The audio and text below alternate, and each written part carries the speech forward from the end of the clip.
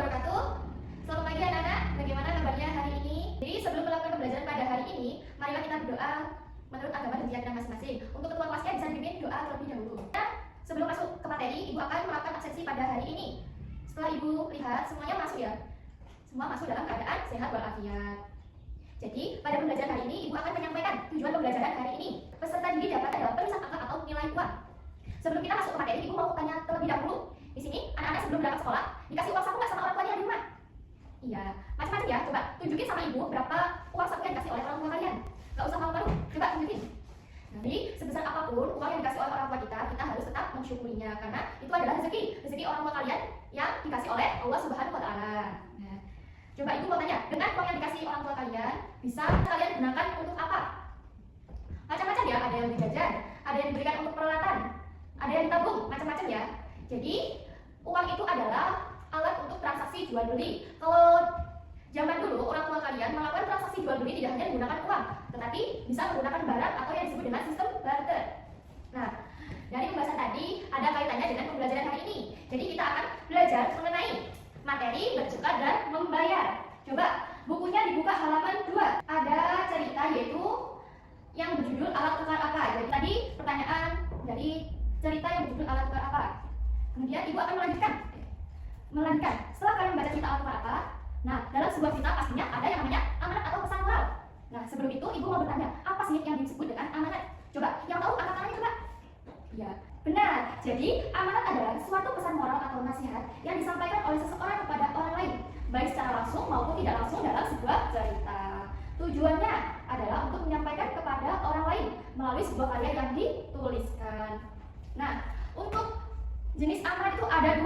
Yang pertama, jenis amanat tersurat, yaitu yang ditulis secara langsung oleh penulisnya sendiri. Kemudian yang kedua namanya jenis amanat tersirat. Ini dilakukan secara sembunyi oleh pembaca yang membaca sebuah cerita tersebut.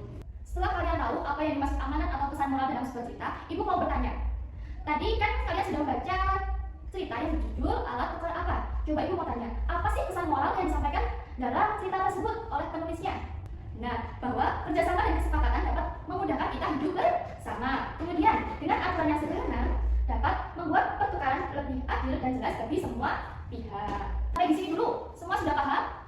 Sudah. Kemudian Ibu akan melanjutkan materinya. Coba di sini kalian bentuk kelompok dengan teman sebangku. Tugasnya ada di halaman 6 pada buku. Di situ kalian harus mencari sejarah mata uang di Indonesia dari berbagai sumber. Bisa menggunakan buku, bisa menggunakan internet, atau sumber informasi yang lain. Kemudian kalian rangkum dari bacaan yang sudah kalian cari. Dan jangan lupa tuliskan juga sumber informasi kalian. Setelah kalian menjawab dan menyelesaikan tugas yang diberi Ibu tadi, kita flashback, kita kembali lagi di materi awal tadi mengenai uang. Ibu mau tanya, bagaimana cara kita mengetahui uang itu asli atau palsu? Coba, bagaimana caranya? Benar, dilihat, apalagi diterawang, terus diraba. Benar, jadi cara kita melihat keaslian uang kita bisa dengan 3D, yaitu dilihat, diterawang, dan diraba. Coba kalau dilihat dari uangnya, apa sih yang dilihat? Nah, kalian bisa buka bukunya halaman 8. Di situ dijelaskan ciri-ciri keaslian uang kertas. Dilihat, yaitu dilihat gambar utamanya, kemudian nominal pecahannya. Nah, kita bisa melihatnya, kemudian benang pengamannya Bu, dan tinta berubah warna. Setelah dilihat, kemudian diraba. Jadi kalau uang asli itu akan terasa kasar pada permukaan tertentu. Dan kita bisa melihat kode tunanetranya. Setelah kita dilihat, diraba, kemudian diterawang. Nah, kita bisa menerawang tanda airnya atau watermark. Kemudian gambar saling isinya. Nah, jadi kita bisa melihat keaslian uang dengan cara dilihat, diraba, dan diterawang. Nah, selanjutnya Ibu mau bertanya, untuk mata uang di Indonesia itu apa? Benar, mata uang di Indonesia adalah rupiah. Untuk lambangnya, rupiah itu ada yang tahu? Iya, benar. Mata uang Indonesia adalah rupiah dilambangkan dengan huruf R dan P. Ibu mau tanya, bagaimana aturan cara penulisan nilai rupiah yang benar? Ada yang tahu? Coba angkat tangannya. Benar, lambang Rp diletakkan di depan nilai uang. Contohnya seperti ini. Simbol Rp diletakkan di depan. Kemudian, ada yang tahu bagaimana aturan selanjutnya? Ini digunakan sebagai pemisah bilangan ribuan dan seterusnya. Contohnya, jadi dibaca 1.000 rupiah. Kemudian, kalau 10.000, tanda titiknya sesudah angka 0. Dan seterusnya. Setelah kalian memahami tentang penulisan angka dan nilai uang, di situ terdapat tabel. Lengkapilah tabel di bawah ini dengan menulis nilai uang dengan menggunakan angka dan huruf. Di situ penulisan dengan angka titik-titik, kemudian penulisan dengan angka selanjutnya yaitu 69.500 rupiah. Bagaimana penulisannya?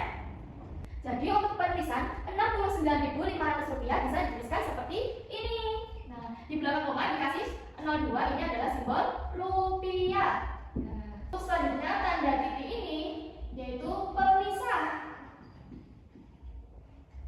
Pemisah dari bilangan, ribuan, dan seterusnya. Contoh soal yang kedua, Rp9.450.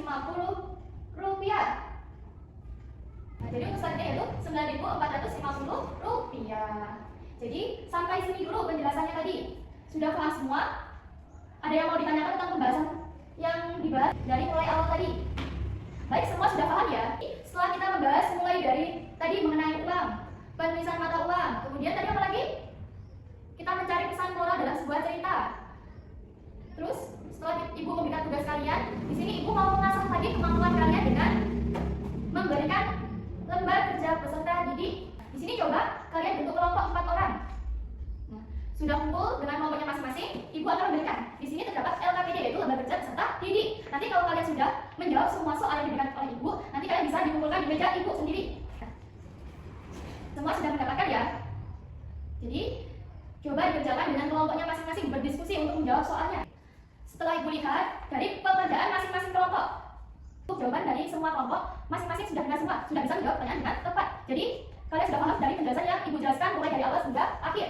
Jadi setelah kita membahas materi, coba ibu mau mengulas kembali daya ingat kalian. Tadi kita belajar mengenai apa?